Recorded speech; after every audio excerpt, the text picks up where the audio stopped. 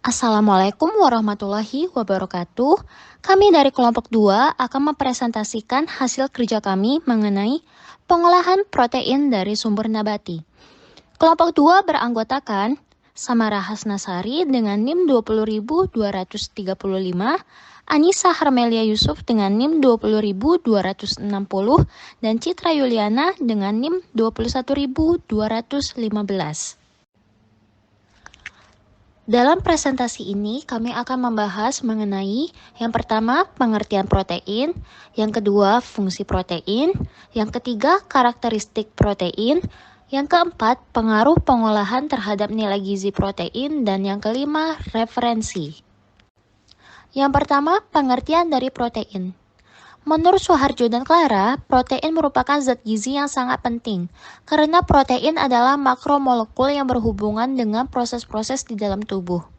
Kata protein diambil dari bahasa Yunani, proteus, yang memiliki arti yang terpenting atau yang pertama. Protein juga merupakan senyawa organik yang memiliki jumlah dan ukuran molekul yang sangat besar. Susunan protein juga terbilang kompleks dan terdiri dari rangkaian asam amino. Ikatan pada satu asam amino dengan asam amino yang lain terjadi karena dihubungkan oleh ikatan peptida, sehingga protein seringkali disebut dengan polipeptida. Protein sendiri terdiri dari unsur-unsur hidrogen, karbon, nitrogen, dan oksigen. Protein memiliki beberapa fungsi. Yang pertama, protein menyediakan bahan-bahan yang penting peranannya untuk pertumbuhan dan pemeliharaan jaringan tubuh. Lalu yang kedua, protein bekerja sebagai pengatur kelangsungan proses di dalam tubuh. Dan yang ketiga, memberi tenaga jika keperluannya tidak dapat dipenuhi oleh karbohidrat dan lemak. Selanjutnya kita akan berbicara mengenai karakteristik protein. Salah satu karakteristik protein adalah mampu memicu sekresi insulin tanpa meningkatkan glukosa darah. Hal ini dapat terjadi karena sekresi insulin yang dipicu oleh adanya protein relatif lebih lemah apabila dibandingkan dengan karbohidrat. Selain itu, proses pencernaan protein juga dapat memicu pelepasan hormon kolesistokinin yang dapat meningkatkan rasa kenyang. Oleh karena itu, protein merupakan makronutrien yang memiliki efek kenyang yang lebih lama apabila dibandingkan dengan karbohidrat dan juga lemak. Selanjutnya, kita akan membahas mengenai pengaruh pengolahan terhadap nilai gizi dari protein. Yang pertama adalah reaksi Maillard. Reaksi Maillard terjadi antara gugus aldehid dari gula reduksi dengan gugus amina dari asam amino, terutama epsilon amino lisin dan alfa amino, asam amino N-termal. Reaksi ini banyak terjadi pada pembakaran roti, pembuatan breakfast cereal, pemanasan daging, terutama apabila kontak dengan bahan nabati, serta pengolahan susu bubuk. Penurunan nilai gizi protein akibat reaksi Maillard terjadi akibat beberapa hal berikut. Yang pertama, lisin dan sistin mengalami kerusakan sebagai akibat bereaksi dengan senyawa karbonil atau dikarbonil dan aldehid. Padahal, lisin merupakan salah satu asam amino esensial.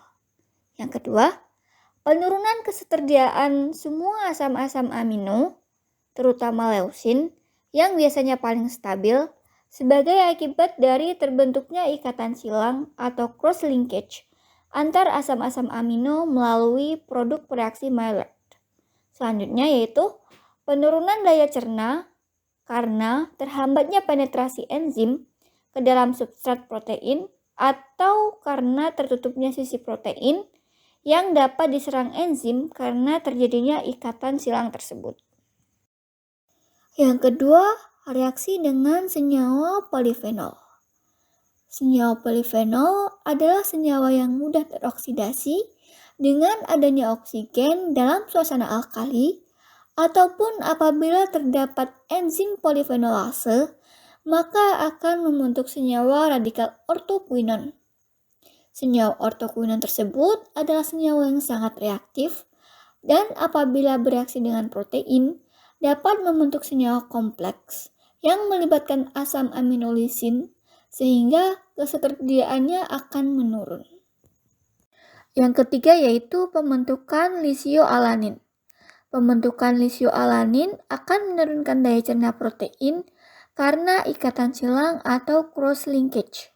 Selain itu, lisioalanin juga bersifat toksik apabila termakan, yang akan menyebabkan terjadinya kerusakan ginjal atau nephrocytomegaly. Namun mekanismenya belum diketahui dengan jelas.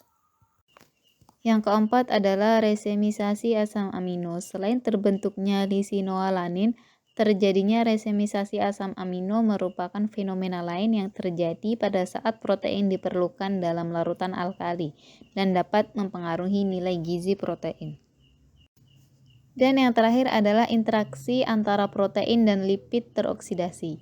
Penurunan nilai gizi protein juga dapat disebabkan karena terjadinya interaksi antara protein dengan lipid teroksidasi, yang seringkali tidak diperhatikan dalam proses pengolahan pangan.